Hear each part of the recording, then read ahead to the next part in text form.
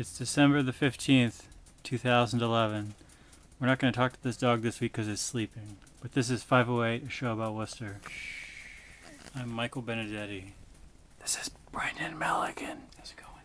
Good. 508, this is a show where we talk about the city of Worcester every week. And sleeping dogs. And sleeping dogs. How are you doing, Brendan? Great, man. Good. There's a lot of things to talk about. This is a show where I come on and I pretend, sometimes it's not very hard, to not understand the city of Worcester. And Brendan pretends to explain it to me. Sometimes it's not very hard to do that either. No. Some weeks, impossible. We have a lot of things. The big news this week, obviously, this is just for people who haven't really been keeping up with the news. We recap the news of the week.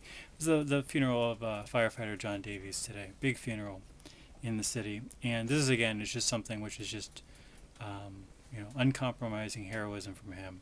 And not something that we can really, add to, comment on. Just. Did you catch the story of the 11-year-old kid? Yeah, this kid who skipped out of his house and biked down the road to go to the wake. He told by his parents never to leave the house, apparently, like when they're not around after school, sort of thing. But he felt it was very important that he went to this wake, so he taught himself how to tie a tie.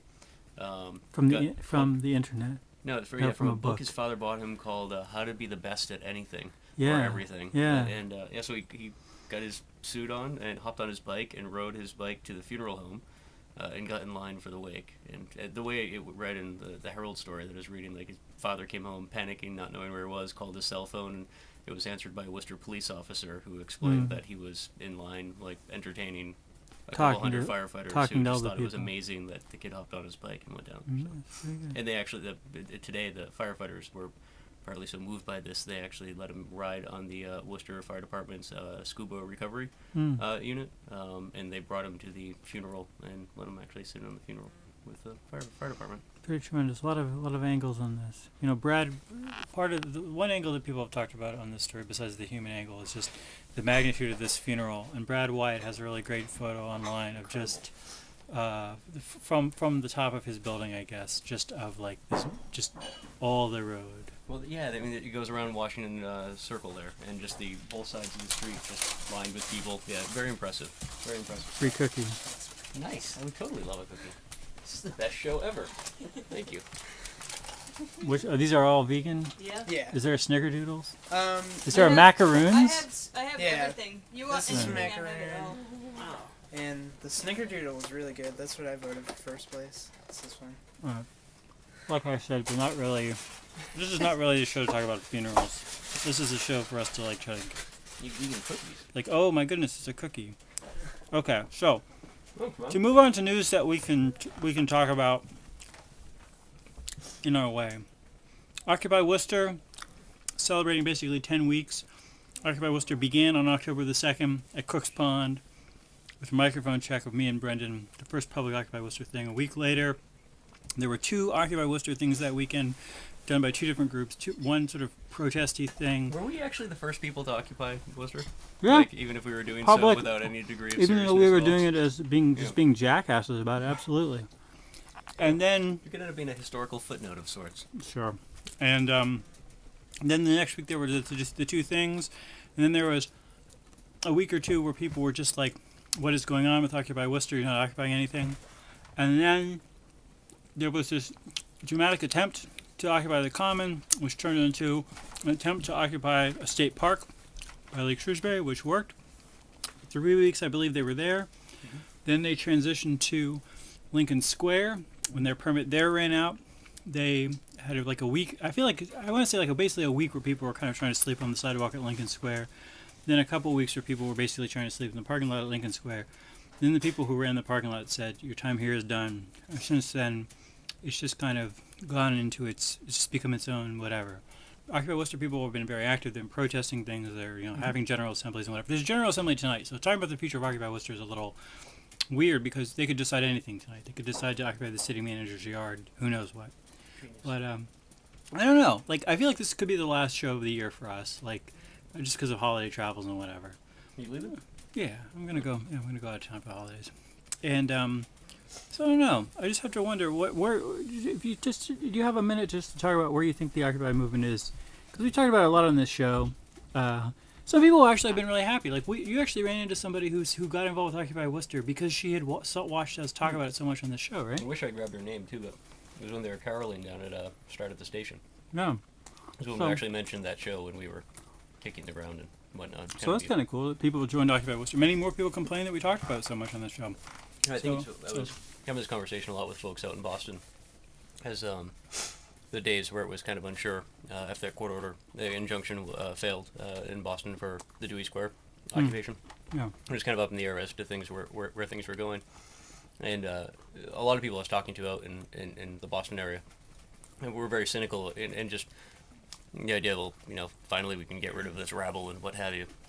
And I kept trying to point out to them that, at least on some level, sorry, I'm choking on cookies here. At least on some level, like the eviction was like the best thing that could happen to and I'm sure there are people that would disagree, right? But you've had this incredible 2-month-long networking event where activists who otherwise would never have crossed paths coming together from all over the region, sharing ideas, sharing stories, organizing and whatnot. And then the city comes in and says, okay, you can't be here anymore.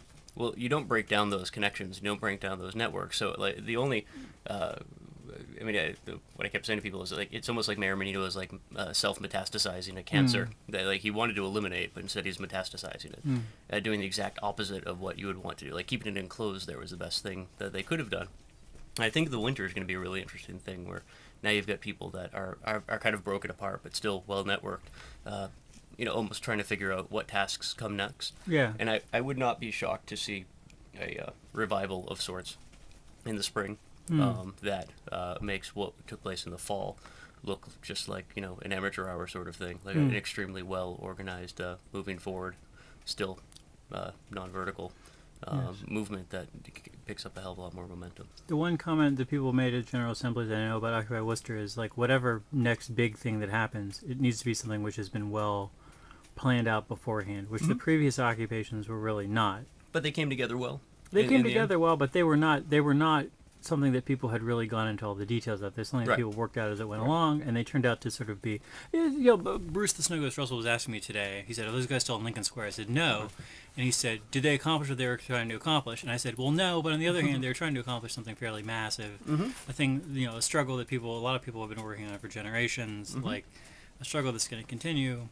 I don't know. It would have been kind of remarkable if a bunch of people camping in the middle of Worcester would have been the linchpin of some new era of economic justice in our country. But they were not. But people continue to work on this stuff. Good for them. You want to talk about predictions for this year? I sort of don't want to. No, same thing. I think we wrapped it up last year. Nothing will change. All right. Well, the first show of January, I think, will be. Not only is this traditional, our recap of the Pulse's ones to watch list, always a favorite of this show. This is how many years we've been doing this show that we even know the first show of the year we'll look at the cover of the Pulse's ones to watch list and we'll talk about who is being kept under surveillance by Paul Giorgio this year. And maybe we'll also talk about predictions for the year because maybe we'll also have additional guests. We had so many guests on this summer that I just feel like I was ready to take a break from guests. Although I'm ready to get some guests back on now. Sorry, man. Tomorrow is the first day. If you're going to join the Whiskerite beard shaving competition, tomorrow, December 16th, if you're watching this on TV, it could be today. Can I dry shave my entire beard off during this show? Don't Maybe. do that, man. That's awful. You got to shave your beard off December. People in the studio audience, listen to this. You got to shave your beard off tomorrow, December 16th. You got to take a photo of your face with the newspaper or something, or talk to the Whiskerite organizers, or email them at whiskerite@gmail.com with this photo and say, "This is me. I'm in. I'm shaved as of December 16th." If you can't shave as of December 16th and you still want to join this competition, it's a charity beard competition to raise money for the food bank. They don't know exactly where or when it's going to be held. Probably 2 or 3 months from December 16th, middle of January, middle of February, middle of March. You should join this competition. If you can't shave, you can still take a photo of your face and you can pay a fine, which would go directly to the food bank. You can still join this competition. It's a fantastic thing to do. I still can't grow beer. All right. Well, you know what? Duck Yao also, I believe, is closing this weekend. They said they were going to close in November. Now they're closing in December. Did Did you ever eat at Duck Yao? Never. Did you ever eat at Duck Yao back when they were like an illegal underground No, restaurant? but I just found the place very interesting and intriguing, but never made it there. They're down in Beaverbrook Parkway, right? That area? No. Now they're on Main Street. Maybe that's where they were. Wasn't They it were down- they were in an undisclosed location. Oh. Where that was actually disclosed quite a bit. I don't know. There were probably emails about it. Yeah. Anyway, so Duck Yao is finally closing for reals. Hopefully, big partying going on this weekend. Should be exciting. The Worcester Progressive people are talking about. People have money too, and they're also talking about starting a bi-weekly newspaper that is semi-monthly newspaper in Worcester called the Worcester Progressive. This would be like an 8-page, newspaper, probably the size of the In-City Times, more or less. And there's a meeting about it. You can Google this online, and you can find out when this meeting is, and people should come out and talk about it. Yeah. This is an idea that I feel like I can nitpick. I could nitpick this idea to death, but it doesn't matter because I think it's awesome that it's happening. Correct. You know? I agree. I mean, yeah. There's no downside to somebody publishing something. Yeah. I mean, even as much as we poke fun at and sometimes are poked back in return from In-City Times, right? I mean, it's still great that somebody's that it's being published, right? I might not agree with anything, but just need more publishing. People don't. There's not. I'm trying to think of how many brand new media brands have been launched sort of in the Worcester area the last few years. Last year we had Spare Change, Worcester Edition. Mm-hmm. I think that this didn't work out, but it was a thing that went on for a couple weeks at least. Yeah. Worcester Wired also, I don't know if that was 2009 or 2010, but there it was. It's an internet thing. Still a going concern. Still interns and whatever, volunteers writing for this thing. Doing some long pieces, doing some journalism. This year, Happiness Pony certainly counts. Not on the level of these other projects, but certainly counts. And then this Worcester Progressive would be one for 2012, another experiment. Yeah, no, and there's nothing wrong with it. We need more. To see what's going on. Yeah, so if people are interested in writing it from a progressive perspective, I think there's probably will be a lot of opinion. I think there's also interest in trying to get some real journalism in this thing, and there certainly is plenty of journalism in the city, but we could certainly always use more. Even this show, we might have some journalism eventually. One of these days. I don't hope it's not going to happen, but it could. A long enough timeline. Hi, Brendan. How you doing? Excellent, man. Yourself? Okay. Broke out the hat for today. This is a City Square hat. Yeah, well, just it's the end of the year. Just thinking about City Square. I want to talk about homeless stuff. I want to talk about voting. I want to talk about Gabriel Cortez. It was an interesting thing. Somebody was emailing me the other day. It's just saying it would be interesting to try to figure out where do Worcester voters get their information. And one guy who writes online in the city of Worcester actually put up a very open blog post talking about how he had voted for Joe Petty. He had actually gone and voted for Joe Petty. And only after did he realize that Joe Petty was a 6-term city councilor and probably the kind of person that he didn't actually want to vote for to begin with. And I don't know. I think it's sort of remarkable because it's remarkable that somebody is willing to just come out there and say, I just did not know something that I probably should have known. So kudos for that. But it's also just interesting to try to figure out. It would be. I never have seen any polls of where do Worcester voters get their information and how informed are they about the elections that they're voting in? I was listening to a news story recently about primary presidential voters, and they were talking about South Carolina in particular. But somebody was talking about a data set that seemed to be reflect national trends. But it could have a lot of meaning in Worcester, and I'd like to see if it's something that could be explored a little bit more. But that. We tend to think of independent voters as being the voters that swing everything, that they're the ones who are that win elections, right? But that if you actually look at the data that's out there, that independent voters tend to be the least informed voters. Okay. And they tend to be the voters most likely to already have already picked a team well in advance, right? The independent voter that leans Republican is always going to be Republican. The independent voter that leans Democrat always is going to be a Democrat. Whereas the declared Republican. So really it comes down to a war for the base and getting out your base, which are very different on for the Republicans as they are for Democrats and whatnot. So really it comes down to get out the vote drives and whatnot. But the reason I thought that was interesting and relative to what you just said is where does the Worcester voter get their information? And Worcester does have an awfully high number of independent voters. If that data is true, that there's something to be said for that independent voters tend to be the least informed voters, then the answer to your question might be that Worcester voters don't get their information from anywhere. The street. They just might be You learn making it the stuff hard up. way. Yeah, I mean, they could just be making stuff up, or just voting for parties, or voting for guys for mayor that have been on the council for a decade, even though you didn't happen to notice. And I know. darts. They're just playing darts. I'm but- thinking about that study that came out that somebody had done in Jersey, where they found they asked people where they got their information, their news, and then they gave them a simple news They all said quiz. 508. Well, and of course, the great thing was that the next to the least informed group was the group that said they got their news from, they didn't read the news. Mhm. But the most uninformed group was the group who said that they got their news from Fox News. Yes. And it was a small sample. It was a very small survey, so there could be some errors in this. But it would be interesting to see this kind of a thing in Worcester too. Like, this is the kind of thing I don't even know.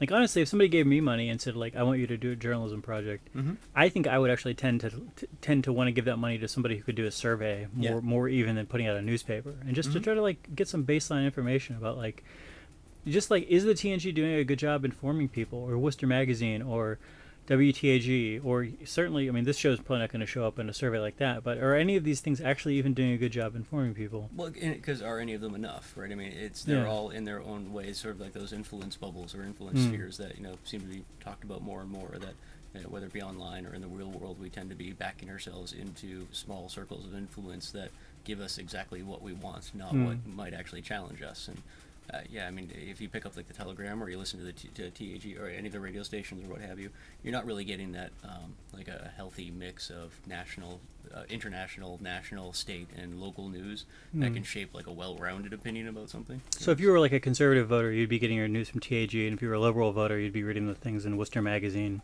And if you thought city politics were boring, you'd be reading the Telegram.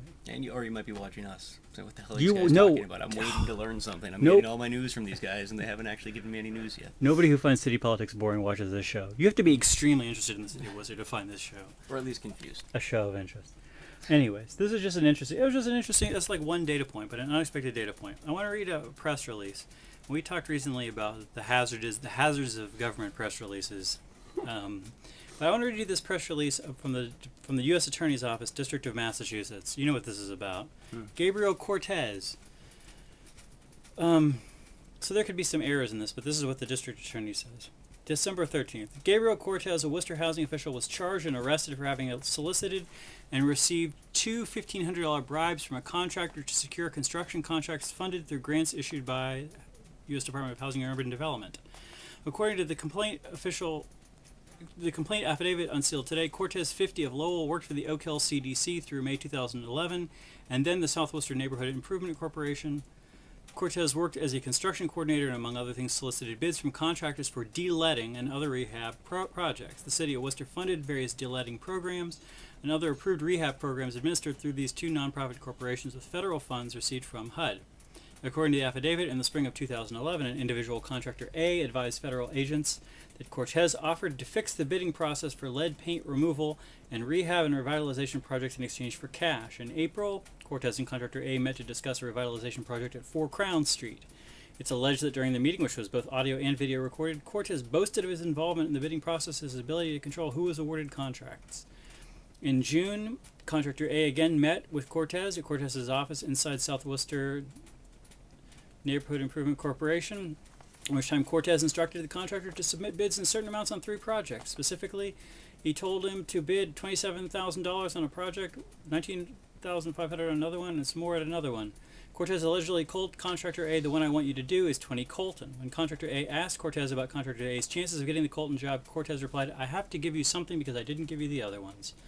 According to the affidavit, contractor A was awarded work at 20 Colton, and Cortez delivered to contractor A a document entitled Notice to Proceed, authorizing contractor A to commence community development block grant funded work at that address. In August, contractor A and Cortez met again, and this time Cortez asked whether the FBI had asked about Cortez. Contractor A explained that he had received a message to call back an FBI agent. Cortez told contractor A to deny that he had paid Cortez any money, and that nobody has anything on me because I have nothing. My thing is they don't know. They'll never know anything unless you say anything. They got no proof of anything. In September, he asked the contractor to submit a bid for $21,000 for work at 47 Camp Street. He also directed the contractor to submit a bid proposal under the name of another contractor for the same work at 47 Camp Street, but bid the work at $23,500. That's more than his other bid. As directed by Cortez, this contractor submitted 2 bids for the work, one on his own behalf, one on the name of another contractor. In exchange for the bid, contractor A was to pay Cortez $1,500. Cortez faces a maximum statutory penalty of 10 years in prison and a fine of $250,000 for the single federal bribery count charged in the complaint. I don't understand this story. Like, at the point at which you think the dude is like has the FBI, possibly has the ear of the FBI, and the dude is like, and you're like, oh, don't tell the FBI anything. Like, why aren't you just like throwing contracts towards this guy to like hush him up? Why are you asking him to pay you money? It's a great question. I can only assume that Carmen Ortiz will get to the bottom of this sooner or later. Eventually. Yeah. Anyway, it's an interesting story. It's a great story. Yeah. Yeah. And the the U.S. Attorney's Office, their press releases are great and they're robust and they're frequent. There is there is a law enforcement agency. Are they on Twitter? I don't know that they're on Twitter. I should look. All right. They must be. How do you keep up with their press releases? I just check in on their site every okay. once in a while because I mean it's a nice looking site too. It's kind of eye pleasing. It reminds me of an old first generation Law and Order episode. It's the website itself. Whatever. But there's another law enforcement agency around here that could probably learn a thing or two from the sort of press releases that. Are you talking about attorney? I think the police. I'm not talking about anyone in I think the particular, police I'm write saying good press releases. The Worcester Police. No further information will be released at this time. No further. Well, unfortunately for you, the viewer at home, 9 minutes or 8 minutes of more information will be released at this time. I don't know. There's a lot of depressing national news today. I want to go back to another Worcester story.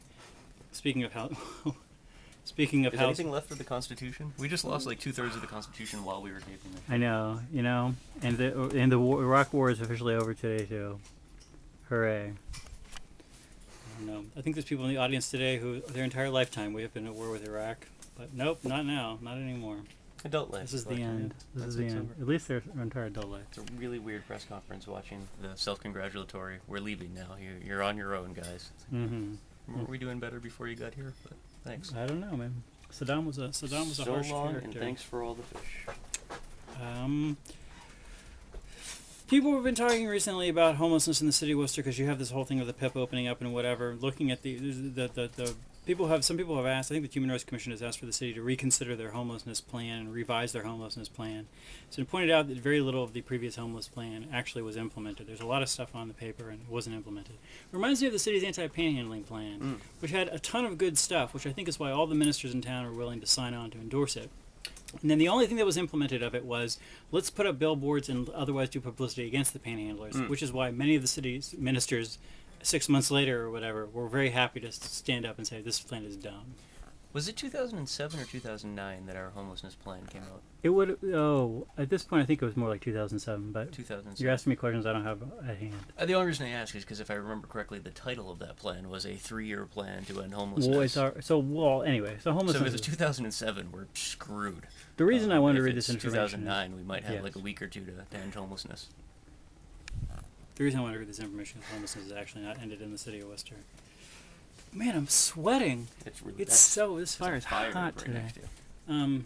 Luckily, there's a cool little sweatband in my hard hat. Yeah. Anyway, I feel like from now on, this is an experimental policy we can have on this show. So that Sure. from now on, anytime we cover the city putting out a bold plan to do something, we're going to identify who is the person who's responsible for implementing it, and what is the budget. And if we do not have a name and a number, then we're going to treat that plan as though it was fiction. Okay. And if we have a name and a number, we're going to revisit that plan quarterly or semi-annually or whatever, possibly get that person on television to talk about the plan and see if it happens. I feel like this homelessness plan was this kind of a thing where they were supposed to have a position in the city to be like the homelessness coordinator person, and like it's of course the first thing that gets cut. So there was never a name for the person supposed to do that plan, as I understand it.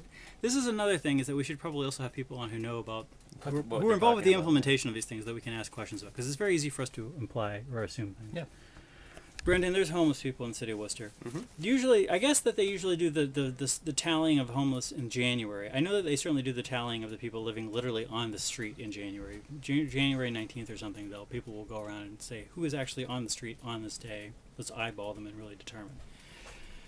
Comparing 2010 and 2011 January, number of homeless households in the county, in the city and county, 319 dropped down to 309. Persons in families who are homeless, 927 dropped down to 919. Homeless individuals, 482 dropped down to 296. Total homeless, 1,409, dropped down to 1,315. So almost 100 fewer homeless people from 2010 to 2011 in the city and county of Worcester. 2010 statistics would hold that 15% of them severely mentally ill, 19% of them chronic substance abuse, 3% of them unaccompanied youths under the age of 18. That's being 44 homeless kids unaccompanied in 2010. There are a lot of homeless kids in the city of Worcester.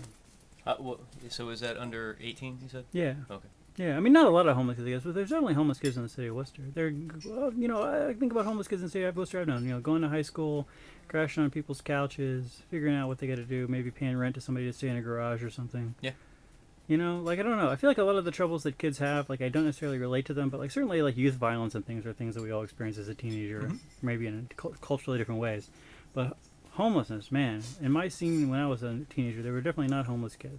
No, and I'm trying to think in my head, like, if there's, without sounding crass, if there's a way to state that, you know, we might actually take truancy and youths more seriously in Worcester than we take homelessness. Like, you probably find bigger efforts in the school department to, you know, round up kids who are skipping school than actually do something about young people that are actually homeless, which would seem to be slightly more important than, I mean, our friend, school committee woman Tracy Novick might disagree, but, or maybe she would agree. I don't know.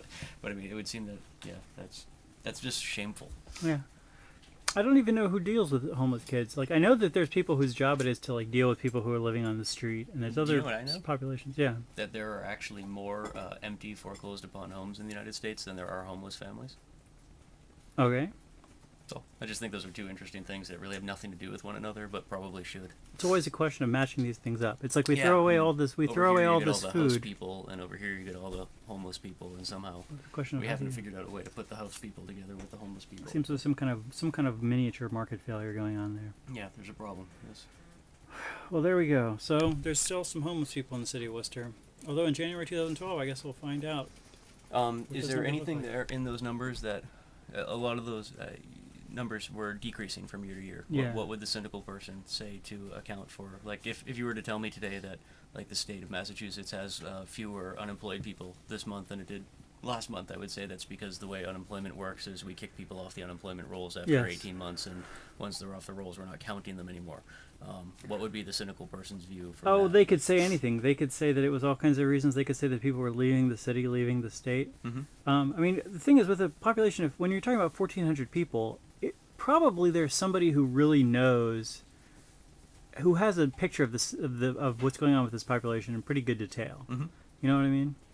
Like, so it's not like I don't even know that we have to have like a trend to explain what 1,400 people are doing. Yeah. Honestly, you could probably ask the 1,400 people, Hmm. what are you doing and why did you leave and who's in new and whatever. This is the kind of thing I think that somebody who knew what was going on more than me would have a really good answer for. Mm-hmm. I want to say one more thing, which is also amidst national news today, is the announcement that 48% of Americans are poor or low income. Mm-hmm.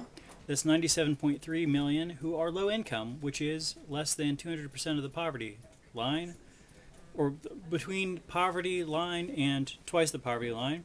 And 49.1 million are below the poverty line, aka poor. So half of Americans are low income or poor by the current definitions of these federally. That's excellent. Well, I don't know. We could look at. I guess we could look at the glass is half empty. The glass is half full. 52% of Americans are not poor or low income. We're number one. Number one.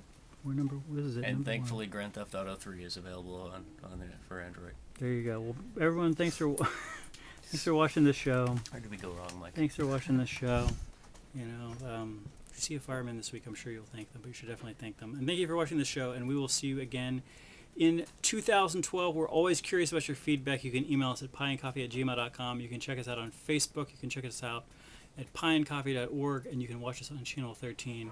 Happy holidays. And happy holidays. We'll see you next year. Bye-bye.